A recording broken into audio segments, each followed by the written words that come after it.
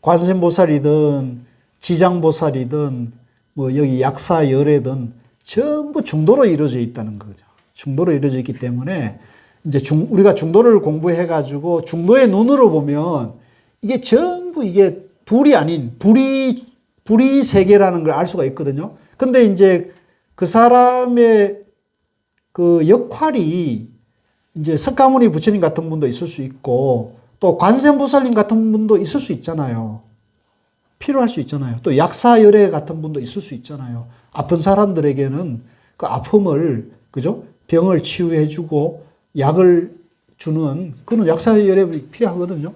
그때는, 그것도 중도인데 그분의 근기에 맞게 부처님이 화신으로 나타나는 것이다. 이렇게 보면은 다 해소가 되죠. 그죠? 그렇게 봐야 돼요. 그렇게 봐야 되는데, 이분 따로 저분 따로 이렇게 되면 복잡해지거든. 복잡해지거든요. 그러니까 제가 이제 우리 도반님들에게 중도만 알면 팔만대장이 회통이 됩니다. 얘기를 하는 이유가 그게 있는 거거든요. 중도만 알면 모든 불교가 회통이 되고 뿐만 아니라 여기도 지금 그렇게 부처님 철하고 있잖아요. 중도는 바른 지혜를 일깨우고 모든 불사를 짓는 것이고 모든 앓음을 일으킨다 그러잖아요. 부처님이 그렇게 말씀하고 있잖아요. 모든 앓음을 일으키는 것이 중도라는 거죠. 나는 일체를 알았다는 거죠. 그 이제 좀 외람되지만 저도 중도를 좀 성철스님 101번문을 10번 읽고 중도를 좀 이해하니까 이 세상을 볼 때 의심이나 혼란이 없었어요. 그런 거구나 이렇게 되더라고요. 그러니까 우리 도반님들께서도 그렇게 되었다는 거죠.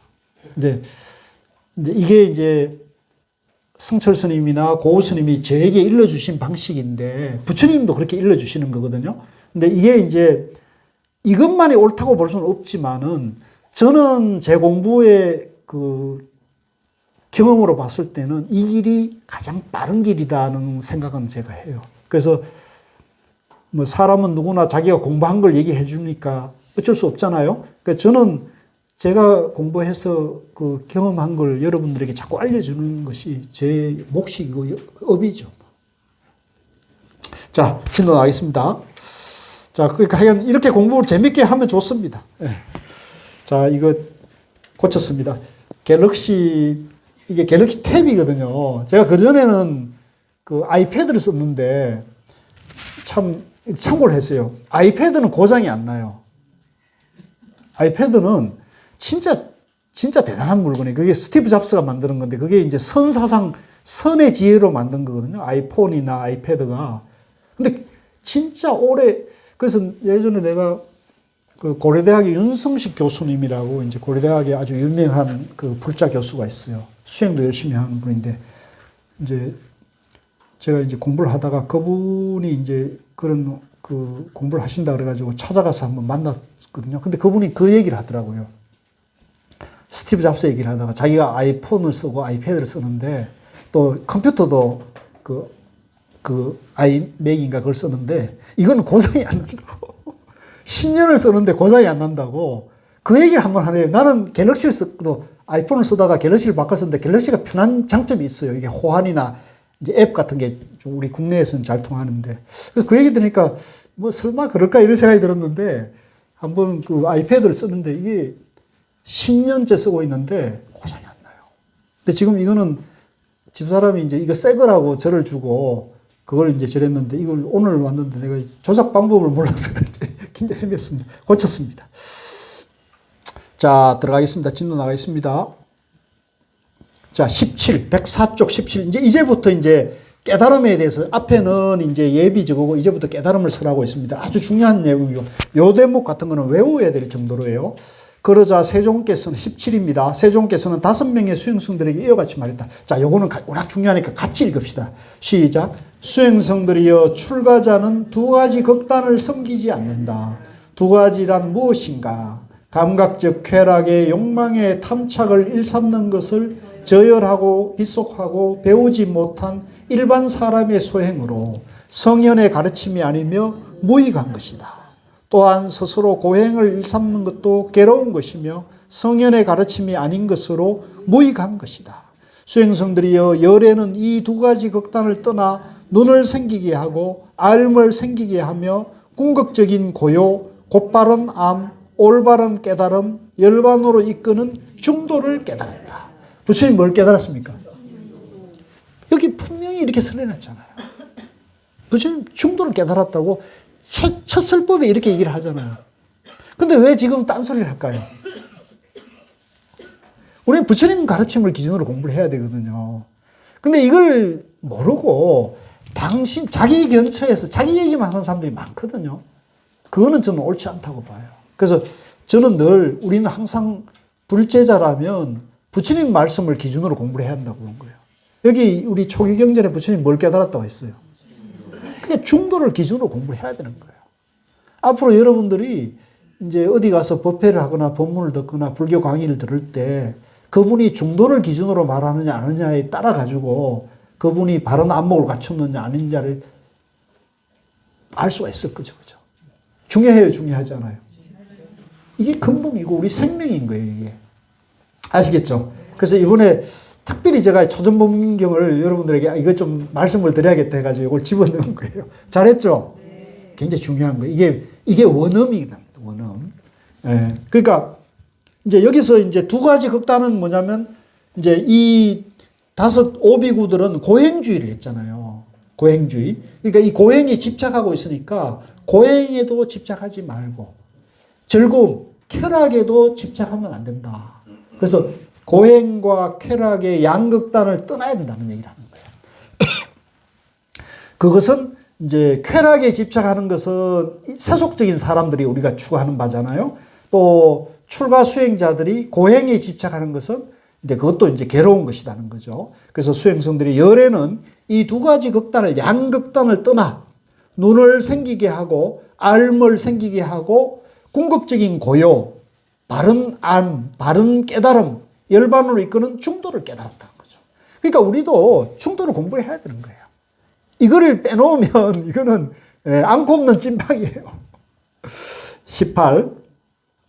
수행성들이 열에는 이 두 가지 극단을 떠나 눈을 생기게 하고 알을 생기게 하며 궁극적인 고요, 바른 암, 바른 깨달음, 열반으로 이끄는 중도를 깨달았다는데 그 중도란 무엇인가? 자, 여기서 이제 이 부처님도 중도를 깨달았다고 말씀해 놨는데 못 알아듣잖아요. 왜냐하면 고행주의에 집착하는 오비구는 고행주의에 집착을 하고 있었으니까 못 알아듣으니까 부처님이 이제 이 중도를 다시 설명을 하는 거예요.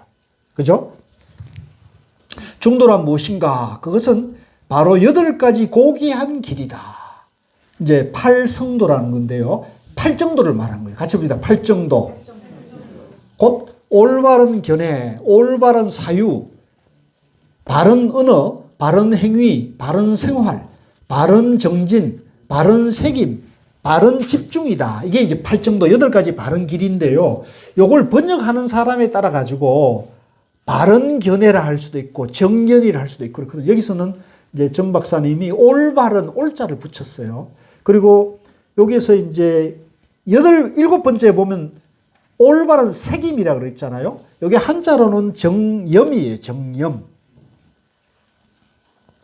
정염인데 이걸 이제 여기서는 그 정 박사님은 올바른 책임이라고 그랬는데 이제 정염은 이제 우리가 쉽게 번역하면 바른 기억,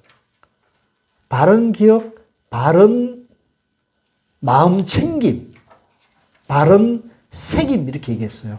그러니까 이게 무슨 얘기냐면 우리가 이제 중도 법문을 많이 듣고 중도에 대한 경전과 어로 공부를 많이 해가지고 우리 마음속에 중도에 대한 견해가 이렇게 딱 갖춰져 있고 기억돼 있고 저장이 돼 있잖아요. 그러면 그게 우리 마음속에 입력이 돼 있어서 저장이 돼 있기 때문에 바깥에서 중도 얘기만 들어도 내가 내면에서 그게 호응이 일어나잖아요.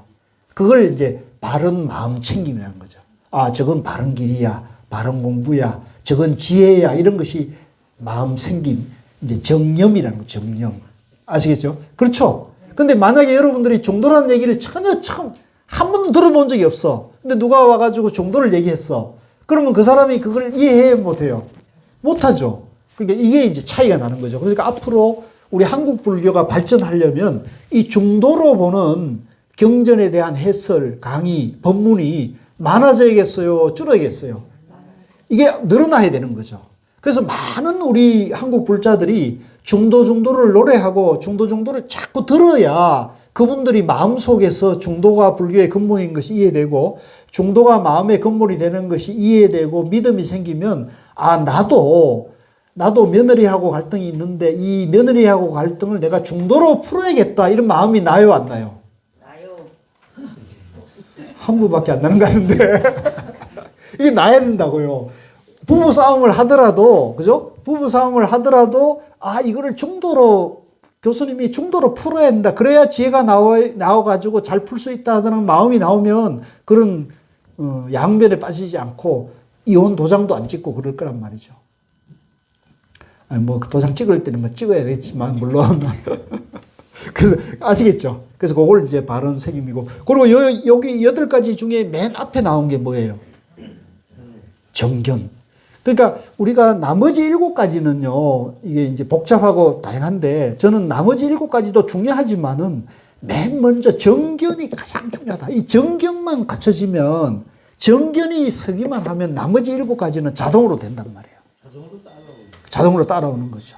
아시겠죠? 그래서 여러분들이 이제 7가지를 막 복잡하게 그렇게 생각하지 마시고, 정견을 갖춰야 되는 거죠. 정견이 뭐예요?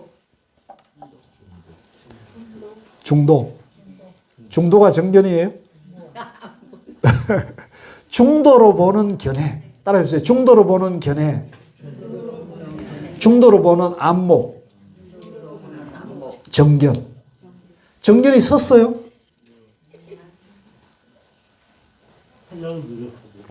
하려고 노력하고 있어요?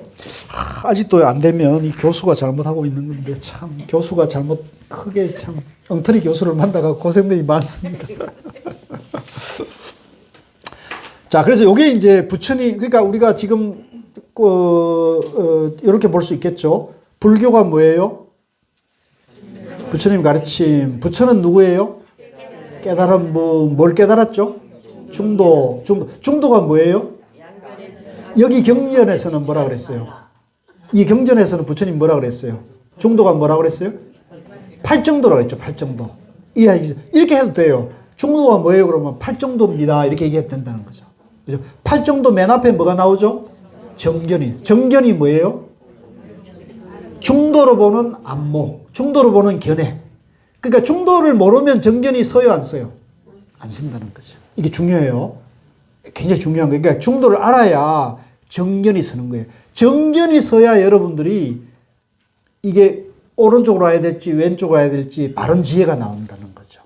아시겠죠? 굉장히 중요한 거죠. 지금 이것만 알면은 다 끝나는 거예요, 공부는. 불교 공부는 8만 대장경이 있지만 이것만 알면 돼요. 자, 그래서 수행성들이여 열애는 이 2가지 극단을 떠나 중도를 깨달았다. 이것은 눈을 생기게 하고 알음을 생기게 하며 궁극적인 고요, 바른 암, 바른 깨달음, 열반으로 이끈다. 그러니까 중도 정견만 갖추면 이 공부는 자동으로 되게 돼 있어요. 자동으로. 네, 복잡할 필요가 없어요. 자, 그 다음에 그 19로 내려와가지고 수행성들이여 괴로움의 거룩한 진리는 이어갔다. 아, 여기서 이제 제가 하나 조금 참고를 드리면 요 책이 이제 그 초기불전연구원에서 강묵 스님과 대림 스님이라는 분이 이제 번역한 니까야 강독이라는 책 1권이에요. 여기에 니까야, 지금 우리가 보고 있는 게 팔리어 니까야이거든요.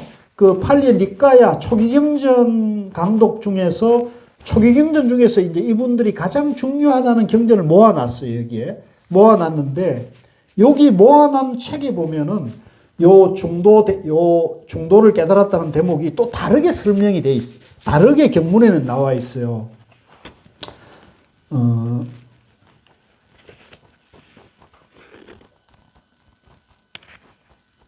여기서는 앞에 우리가 이제 1교시에 공부한 것이 생략돼 있고, 여기서는 바로 이제 비구들이여 출가자가 가까이 하지 말아야 2가지 극단이 있다. 무엇이 둘이가 이렇게 바로 들어와 있어요.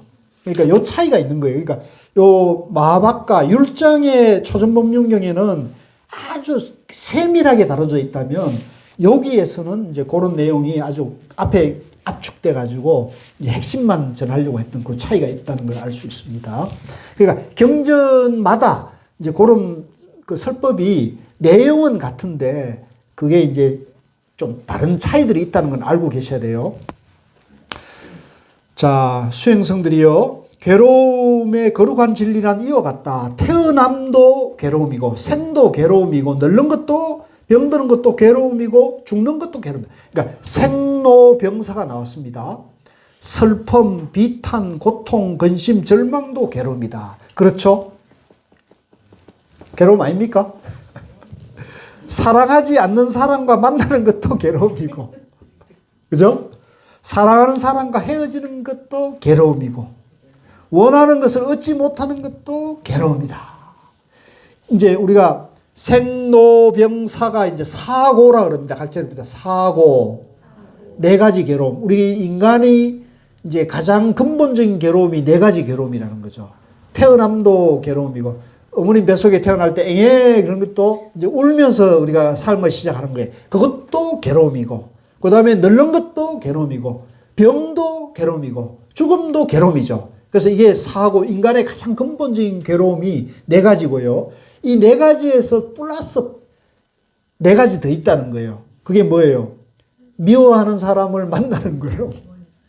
네, 사랑하는 사람과 헤어져야 될 괴로움. 그죠? 그 다음에 원하는 것을 내가 다 얻지 못하는 괴로움. 그 다음에 이 육신이 이대로 괴로움이라는 거죠. 오온이 그대로 괴로움이다. 이게 이제 팔고라고 합니다. 따라서 팔고, 8가지 괴로움. 그래서 사람은 이 8가지 괴로움을, 근본 괴로움을 피할 수가 없어요. 아무리 부자고, 아무리 권력이 많은 사람이고, 어떤 사람이든 간에 이 중도정견을 갖췄을 때만이, 중도정견을 깨쳤을 때만이 이 팔고를 해탈하는 수 있는 거고요. 깨치지 못하면 이제 아무리 돌을 많이 닦고 이제 아무리 이제 그 인문학이나 또 이 철학이나 지식이 많아도 이 8가지 괴로움에서 자유로울 수 없는 거예요.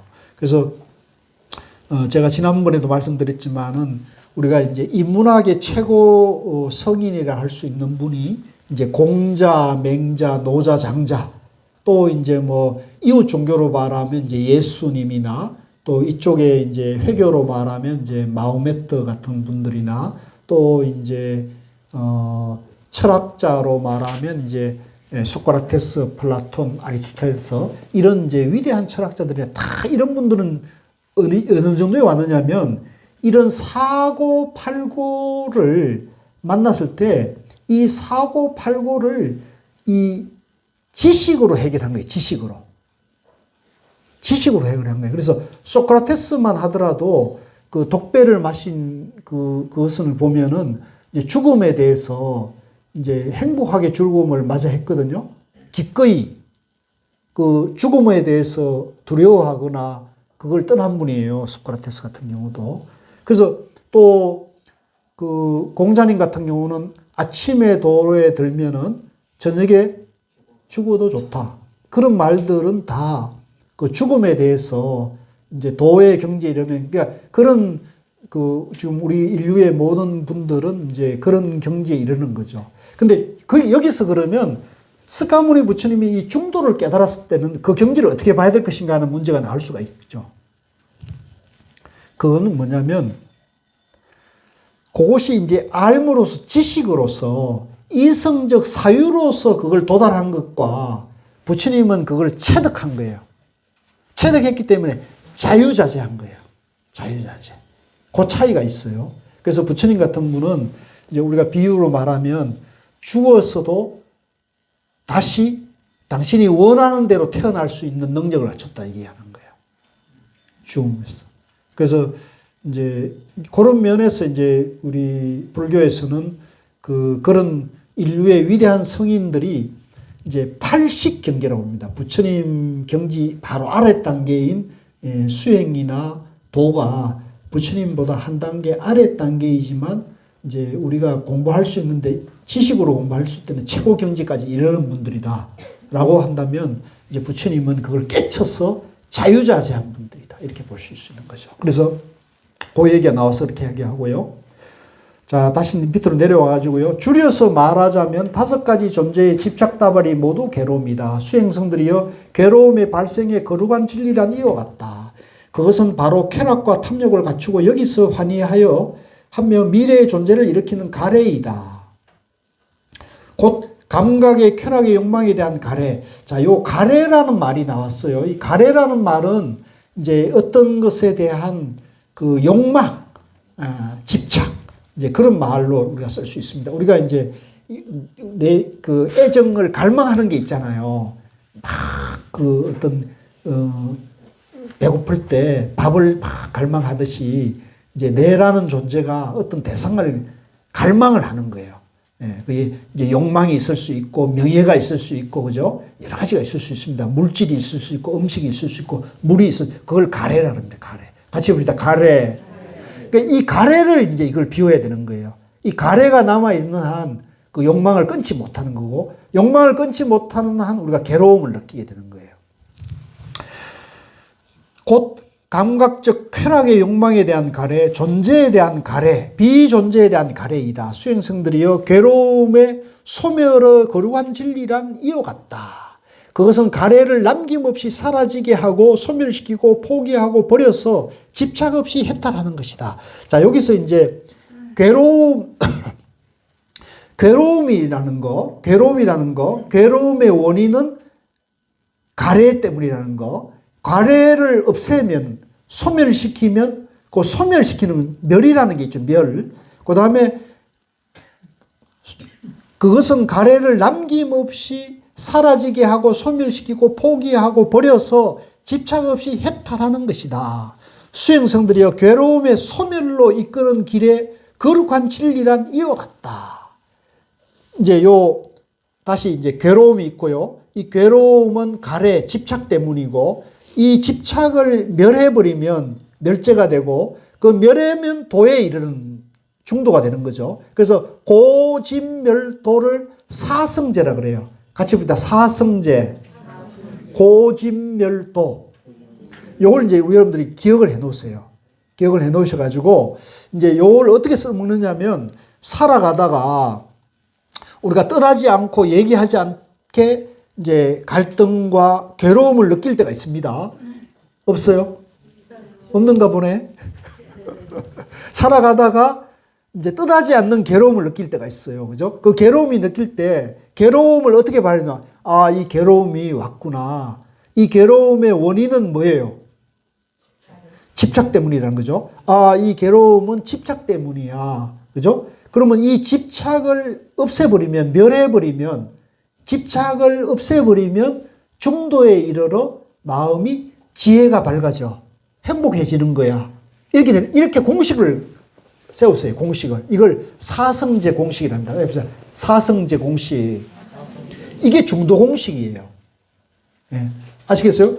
괴로움이 일어나면, 이 괴로움이 왔구나. 아, 이 괴로움의 원인은 뭐예요?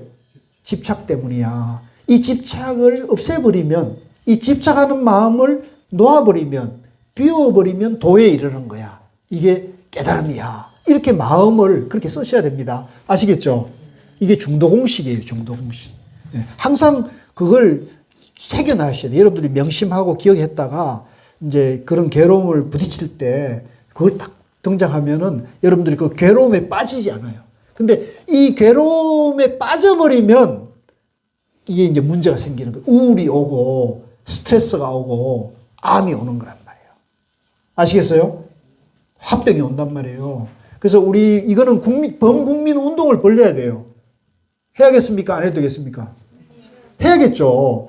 사실은 우리 이 정치하는 사람들이 이걸 알아야 되는데, 이 정치하는 사람들이 이게 스트레스를 더 주고, 내가 봤을 때 그 사람들도 엄청난 스트레스를 받고 살 거예요. 그죠? 그게 참, 우리 조계종이 얼른 깨어나가지고, 이거를 정치인들인데 이걸 알려줘가지고 여기서 벗어나도록 해야 되는데, 지금 우리 총무원장 스님이 잘하고 계시더라고요. 그래서 명상을 해야 된다. 명상을 범국민 운동을 벌쳐야 된다. 이런 얘기를 하시는데 저는 공감을 합니다. 잘하고 계신다고 보는데, 근데 그 명상만 해서 되는 게 아니고 요 마음을 그렇게 써야 된단 말이에요. 괴로움이 일어날 때, 아, 이 괴로움이 집착 때문이다. 이 집착을 놓아야 돼. 비워야 된다는 거죠. 비우면은 이제 깨달은 것이다. 지혜가 밝아진다. 공식을 그렇게 하셔야 돼요. 자, 그래서 네 번째, 수행성들이여 괴로움의 소멸로 이끄는 길에 거룩한 진리란 이와 같다. 그것은 바로 8가지 고귀한 길이니 이제 8정도를 말합니다. 곧 바른 견해, 바른 사유, 바른 언어, 바른 행위, 바른 생활, 바른 정진, 바른 책임, 바른 집중이다. 자, 근데 여기서 이제, 자, 여기까지가 이제 부처님이 중요한 설법은 다 했어요. 그죠? 이제 부처님 뭘 깨달았다 그랬죠? 중도. 중도가 뭐라고요? 8정도. 그죠? 8정도가 곧 사성제 이렇게 얘기했다고. 그죠? 그죠? 그러니까 이게 중요한 핵심적인 설명. 그래서 지금 남방의 초기 경전, 요 경전을 근본으로 하는 그 남방의 이 바사나 수행자들은 이제 여기서 중도는 쏙 빼고 이분들이 중도는 쏙 빼고 8정도 사성제만 얘기하는 거예요. 왜 중도를 뺐을까요? 어려워서? 네, 어려웠어. 이게 이해하기 어려운 거예요. 근데 이걸 빼고 8정도 사성제만 얘기하면 이게 이해가 됩니까? 많이 들은 사람은 이해해요.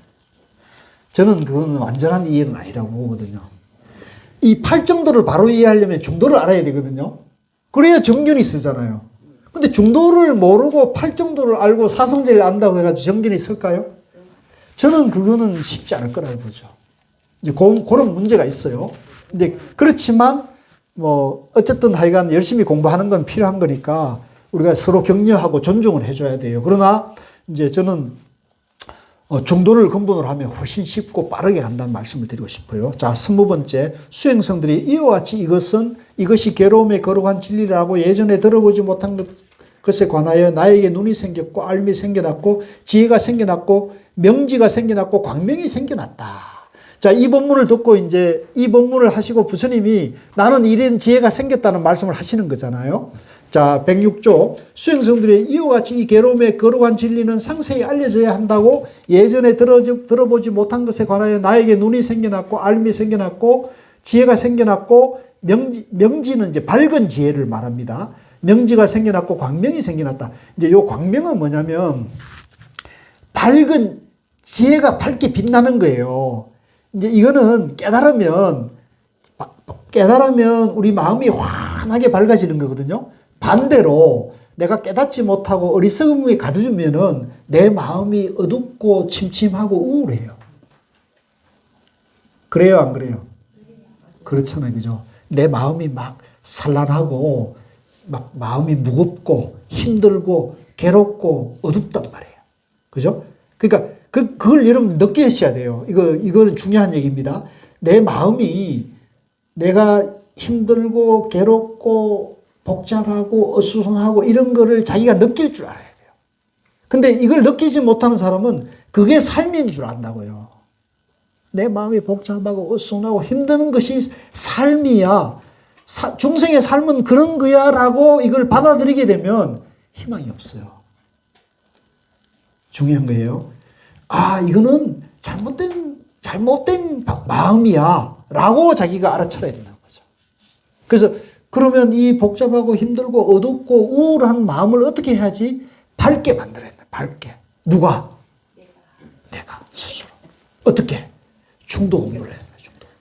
아시겠죠? 네. 불교 공부를 하면은 그 밝은 마음, 여기 지금 부처님 말하는 광명이 생기고 지혜가 열리고 마음이 환하게 빛나는 그런 마음으로 바뀐다는 거죠.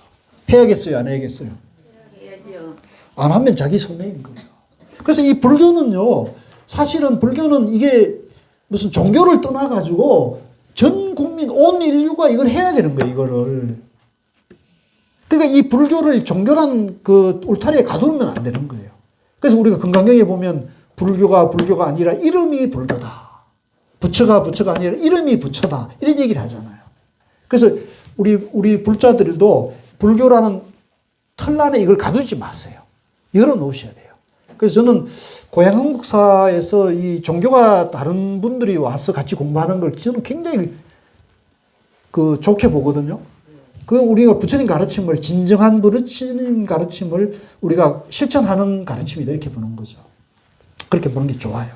그럼 왜, 이제 이렇게 공부하면 종교가 달라도 내 안에 지혜가 생기고 내 마음이 밝아지고 마음이 고요해지고 마음이 편안해지기 때문이다. 그래서 저는 막 자랑해요. 예. 예. 자랑한다. 너무 자랑하면 또 시샘이 생겨요. 자, 22. 예. 수행성들이여 이와 같이 이것이 괴로움의 소멸의 거룩한 진리라고 예전에 들으지 못한 거예요. 난 이제 또 반복하는 거예요. 그죠? 그 다음에 23. 수행성들이 이와 같이 이것이 괴로움의 소멸로 이끄는 길에 거룩한 진리다. 멸제라는 거죠. 멸제. 107쪽. 그 다음에 24로 내려와가지고 수행성들이 이와 같이 네 가지 거룩한 진리. 이게 이제 사성제. 따라해보세요. 사성제. 이 사성제 진리에 대하여 나의 암과 봄이 3번 굴린 12가지 형태로 있는 그대로 완전히 청정해지지 않았기 때문에 수행성들이여 나는 신들과 악마들과 하느님들의 세계에서 성직자들과 수행자들 그리고 왕들과 백성들과 그 후예들의 세계에서 위 없이 바르고 원만한 깨달음을 바르게 원만히 깨달았다고 선언하지 않았다. 이제 내가 깨닫지 못했을 때는 결국은 깨닫지 못했기 때문에 그런 괴로움을 받았다는 거죠. 그러나 수행성들이요 이와 같이 4가지 거룩한 진리에 대하여 사성제에 대하여 나의 암과 봄이 3번 굴려서 12가지 형태로 있는 그대로 완전히 청정해졌기 때문에 수행성들이여 나는 신들과 악마들과 하나님들의 세계에서 성직자들과 수행자들 그리고 왕들과 백성들과 그 후예들의 세계에서 위 없이 바르고 원만한 깨달음을 바르게 원만히 깨달았다고 선언했다. 나에게 나는 흔들림 없는 마음에 의한 해탈을 이루었다. 이것이 최후의 태어남이며 이제 다시 태어남은 없다라는 암과 봄이 생겼다. 이게 이제 중도대 선언이에요. 예, 나는 이 중도, 팔정도, 사성제를 깨쳐서 다시는 괴로움을 받지 않고 다시는 죽음을 벗어났다는 거죠. 여기서는 이제 태어남이 없다. 윤회에서 해탈했다는 얘기입니다. 윤회에서 해탈. 생사윤회에서 해탈했다. 어마어마한 얘기 아닙니까? 이게 이제 인류의 이제는 해탈 선언이고 중도 대선언이기 때문에 우리 도마님들이 우리 불교가 이런 길로 가야 되는 거예요. 이런 길로.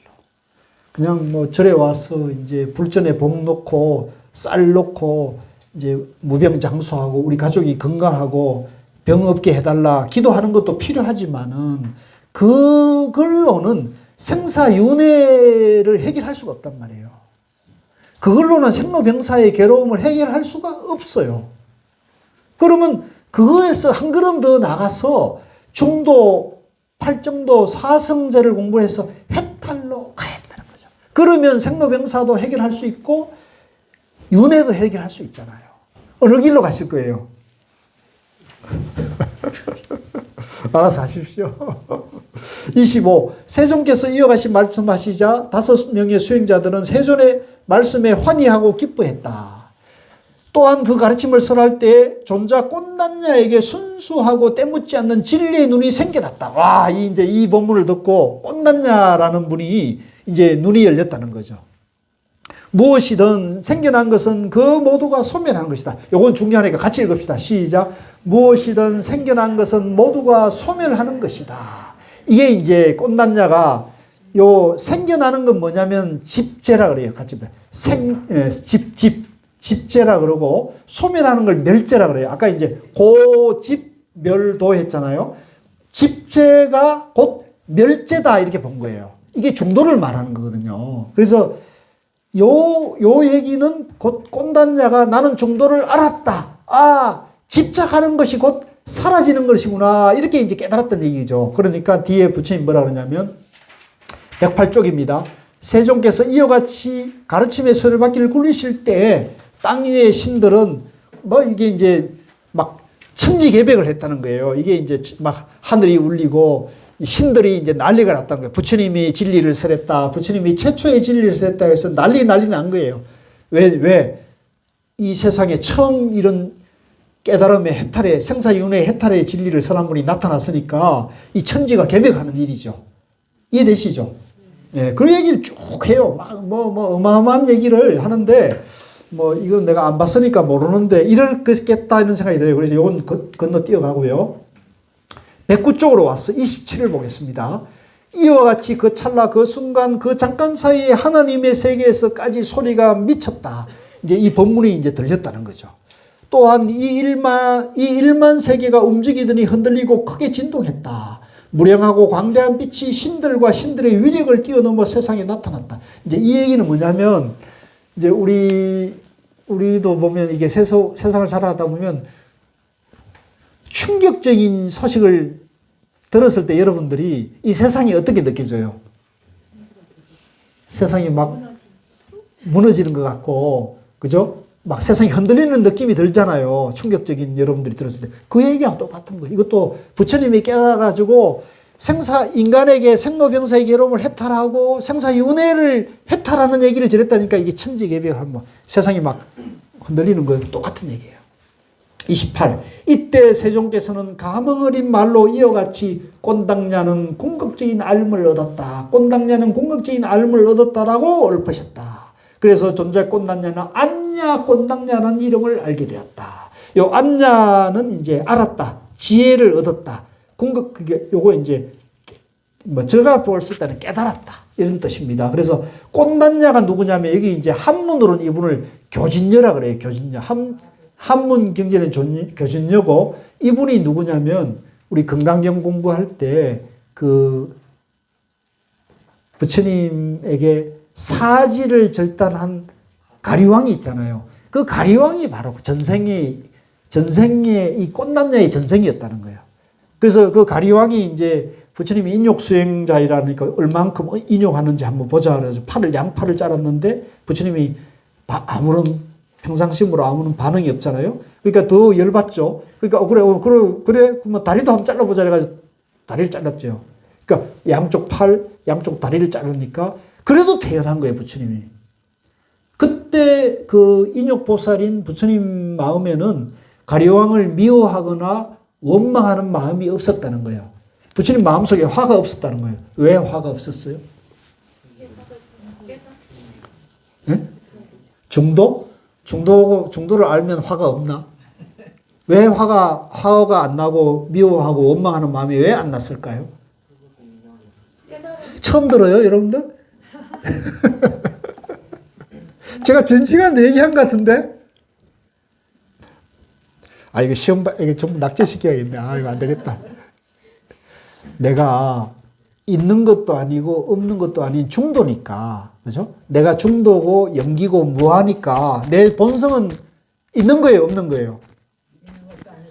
있는 것도 아니고 없는 것도 아니까 팔다리를 자르거나 말거나 내가 중도고 무하니까 화낼 일이 있어요, 없어요? 없는 거죠. 없는 거죠. 자, 근데 여기서 잘 봐야 돼.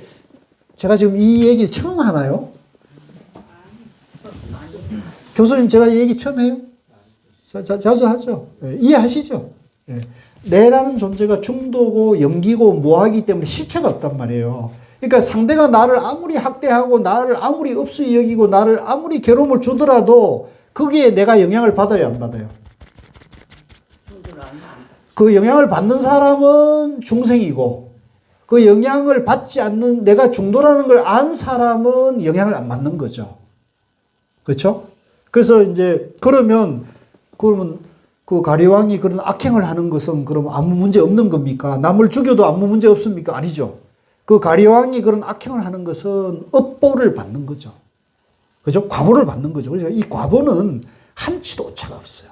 근데 문제는 그 가리왕이 그런 업을 짓는 것은 그 가리왕의 업이고 그 업을 내가 받아들여가지고 내 업이 되면 돼요, 안 돼요? 안 되죠. 나는 중도 정견을 세우고 있어야 된단 말이에요. 그러니까 상대가 아무리 악한 업을 짓더라도 그 상대의 업을 내가 받아들여야 돼요? 받아들이지 말아야 돼요? 받아들이려고 하는 가운데. 그래서 그 얘기를 하는 겁니다. 그래서 이 얘기는 제가 늘 하는 얘기인데 여러분들이 오늘 또 새롭게 들리는 모양인데 이제 그래서 제가 요즘 그 쓰는 표현이 있어요. 화를 내면은 부처님 제자가 아니다. 화가 없어야 부처님 제자를 할 만하다. 제 말에 공감합니까? 안 합니까? 안 하는 사람도 있겠죠. 그러면 그건 중생심으로 사는 거예요. 근데 내라는 존재가 본래 부처이기 때문에 화라는 게 본래 없어야 되는 거예요. 그래서 여러분들이 화가 날똥말똥할 때 얼른 화를 비워야 돼요. 아, 내가 연기고 무한데, 내가 중도인데 이 화라면 이게 양변에 떨어지는 거야. 분별이야. 얼른 정견으로 돌아와야 돼요. 되고 계십니까? 참는 건 그거는 정견이 아니죠. 참으면 내가 있는 것이 되니까. 그죠? 그러니까 이걸 잘 이해해야 돼요. 참는 게 아니에요. 화가 없어야 됩니다. 무하고 중도이기 때문에 화라는 게 없어야 된다. 그러니까 항상 그렇게 정견을 세우세요. 그러면 이제 여러분들이 화를 바로 지나갈 수가 있어요. 그래서 믿거나 말거나 저는 몇 년 동안 화가 없었다 그랬잖아요.